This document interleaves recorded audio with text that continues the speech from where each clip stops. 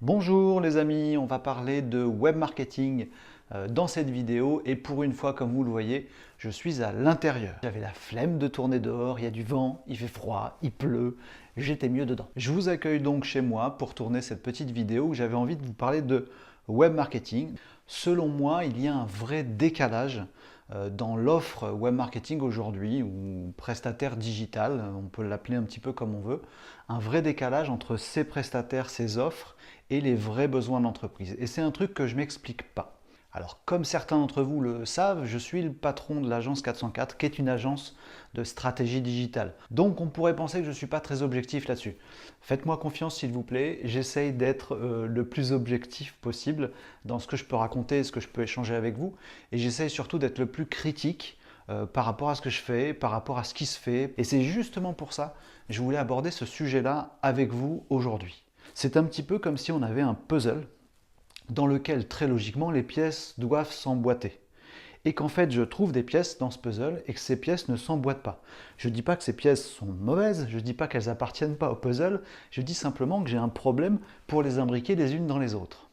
Très clairement, je pense que l'entreprise a certains besoins en tant qu'entreprise, besoins qu'elle doit couvrir avec le digital, avec le site web, avec le web marketing, avec les réseaux sociaux, l'emailing, le référencement naturel, l'e-publicité. L'entreprise elle a besoin de ces différentes pièces pour avancer. Pas toujours de toutes ces pièces, mais il est clair que l'évolution des entreprises se faisant et l'évolution du digital se faisant, l'entreprise aurait tort de se priver de ces pièces de puzzle et aurait tout intérêt à en profiter. De l'autre côté, il y a des fournisseurs de pièces. Soit ils proposent une pièce parce qu'ils sont extrêmement experts de ce levier digital, soit ils proposent un ensemble de pièces. Ensuite, il y a ceux qui proposent un puzzle complet. Ceux-là, très clairement, alors c'est peut-être les seuls sur lesquels je vais taper, mais personnellement, j'y crois pas. Qu'un prestataire soit en mesure de comprendre l'entreprise, pouvoir lui fournir un puzzle déjà complet, tout prêt, tout fini. Et puis je ne crois pas trop à la recette magique de dire j'ai un puzzle complet, regardez, il va à tous les clients possibles. Voilà, c'est les seuls sur lesquels j'ai un doute. Toujours est-il que le marché aujourd'hui, c'est des entreprises qui ont des besoins et qui auraient tort de se priver du web marketing et du digital, et de l'autre côté, des prestataires qui font tout ou partie de ce web marketing et de ce digital. Le problème que j'ai, c'est que j'ai l'impression que ces pièces-là ne fitent jamais, ou quasiment jamais. Je m'explique. Si je me mets à la place de l'entreprise, je suis une entreprise, j'ai ma façon de faire, j'ai mon offre, j'ai mon territoire géographique, j'ai ma stratégie de développement, j'ai ma stratégie commerciale, j'ai tout un tas de trucs qui font que je suis l'entreprise que je suis, et toutes ces choses me différencient clairement de l'entreprise d'à côté. Pour moi, ce monde de l'entreprise, il peut se catégoriser en trois grands types de besoins face au digital et au web marketing. Le premier, ce sont les grandes entreprises, les grandes PME, les ETI, les grands groupes. Celles-là ont des ressources en interne. L'entreprise, elle a un directeur commercial pour signer des clients pour l'entreprise. Elle a un responsable compta qui va faire la compta pour toute l'entreprise. L'entreprise, elle a également un responsable communication ou marketing qui va s'occuper de la communication globale de l'entreprise. Très rares sont les entreprises encore aujourd'hui, en France, qui ont un responsable du digital.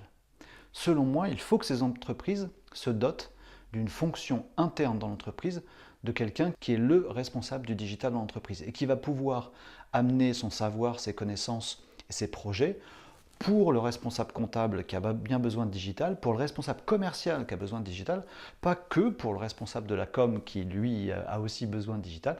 Bref, pour la gouvernance en interne, pour les RH, pour le recrutement, on a besoin de digital. Une ressource en interne.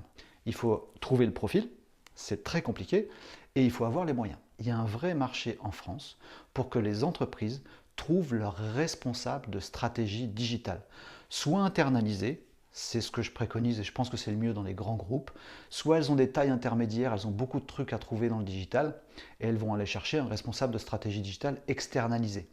Mais pas un gars qui propose une pièce du puzzle, quelqu'un qui va regarder l'entreprise dans son ensemble et lui va assembler un puzzle pour l'entreprise. Je ne suis pas forcément très objectif, mais je voulais partager cette idée avec vous parce que je suis persuadé que c'est ce qu'il leur faut à ces PME, ces grandes PME, pour avancer avec le digital. On est d'accord que la première catégorie, elle n'a pas besoin de pièces du puzzle. On est d'accord qu'elle a besoin d'une personne qui va gérer pour elle ce puzzle et assembler ce puzzle en allant chercher à droite et à gauche. La deuxième catégorie, je descends un petit peu en gamme sur les tailles d'entreprise notamment, le cœur des PME, celles-là, elles ont besoin de se développer avec du web marketing concret. Selon moi, ces boîtes-là n'ont pas non plus besoin d'une pièce du puzzle. Elles n'ont pas forcément besoin de faire appel à un expert AdWords. Ou alors uniquement pour mettre en place des choses, une bonne fois pour toutes, et ensuite transférer des connaissances et des compétences. Donc j'en reviens un petit peu à mon point 1, même pour ces boîtes plus modestes, je pense que si elles se lancent vraiment sérieusement dans le web marketing, même avec un ou deux leviers, avec une ou deux pièces du puzzle, ces boîtes-là, je pense qu'elles ont la nécessité d'avoir une ressource, cette fois-ci peut-être pas dédiée, mais d'avoir une ressource qui va savoir maîtriser les différents leviers dont l'entreprise a besoin. Et les autres leviers dont l'entreprise n'a pas besoin, eh ben la boîte, elle s'en fiche. Elle n'a pas besoin d'investir ni du temps, ni de la ressource, ni de l'argent pour ça.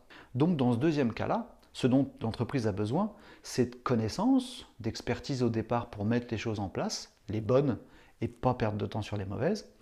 Et puis ensuite, d'avoir du transfert de compétences qui se fasse auprès de leurs ressources en interne pour les faire évoluer dans le bon sens pour l'entreprise. Donc je pense que là aussi, ce n'est pas d'une pièce du puzzle dont on a besoin, mais c'est d'un ensemble cohérent pour l'entreprise, tourné vers le transfert de compétences, la formation, le coaching. Et enfin, on a notre troisième type d'entreprise, selon moi, qui sont les petites boîtes.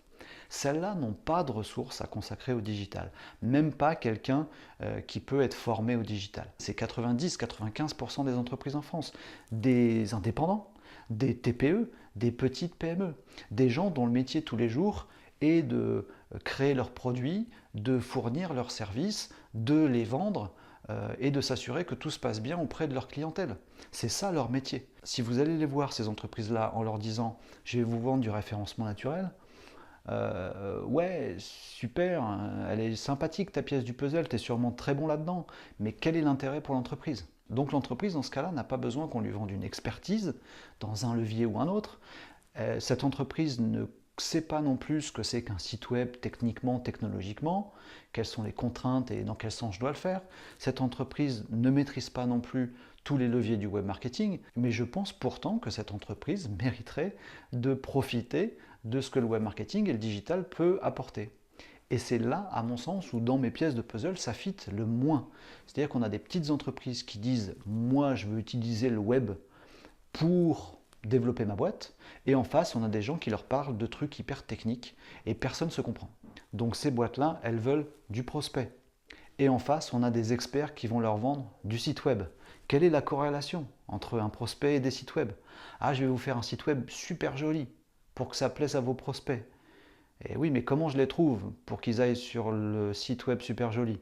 Ah, bah pour ça, il faut faire du référencement naturel. Du quoi? Du référencement. Ah bah, bougez pas, un autre expert, référencement naturel. Donc vous savez faire en sorte que mes prospects me trouvent. Oui, on va vous mettre numéro 1 dans Google quand on tape le nom de votre entreprise. Oui, mais enfin, si on tape le nom d'entreprise, c'est qu'on me connaît déjà, donc ce n'est pas des prospects, ce n'est pas des nouveaux prospects que je vais avoir. Ah oui, bah alors je vais vous faire du référencement naturel vraiment sérieux en comprenant l'entreprise. Je ne sais pas trop quelles questions vous posez, vous en avez à me poser? Bah non, moi je ne connais pas votre métier non plus, il est trop technique. Bon, bah on va y aller au petit bonheur la chance et on verra bien. Oui, mais ça prend un temps fou.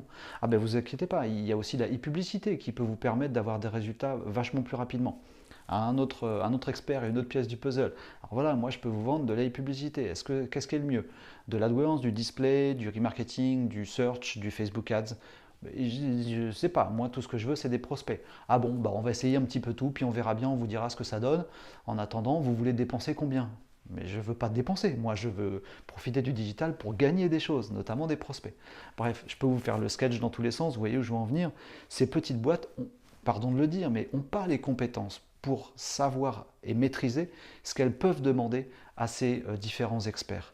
Et c'est là, je pense, où le puzzle fit le moins dans ce monde que je suis en train de vous décrire. Et c'est la raison d'être de cette vidéo, c'est parce qu'en essayant de cogiter à cette offre-là, je me suis dit, mais mince, ce truc n'existe pas et c'est très bizarre. Je constate vraiment, ou alors j'ai loupé quelque chose et je me trompe complètement, et je vous remercie de me le dire et de partager pour me rendre moins con. Donc dites-le moi dans les commentaires si j'ai loupé un épisode, mais il me semble que toutes ces petites boîtes, et encore je dis petites, elles ne sont pas toutes petites, hein, il y a des belles boîtes de 20, 30, 40, 50 personnes qui a besoin de trucs concrets, des clients, des prospects, des ventes, du chiffre, de la marge. et des prestataires en digital ou en web marketing qui ne leur vendent jamais ça. Du coup, ce truc est embêtant pour tout le monde parce que les entreprises, elles ont l'impression de se faire balader avec des trucs qu'elles ne comprennent pas. Et c'est vrai qu'elles ne comprennent pas.